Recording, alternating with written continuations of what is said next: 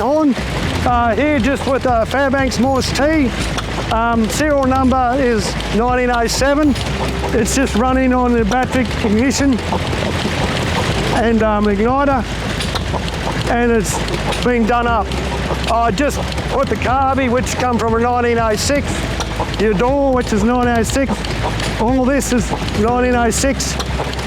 But the rest I've gone through it and sorted out a few little bits and pieces and got things made, the fuel tank made for it.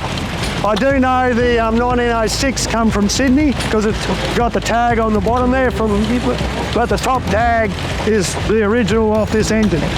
It's a rarish engine, but I do know there's a few around this area.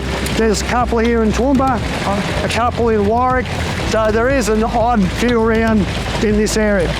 So they must have sold them in Brisbane or Sydney, I'd say, for it.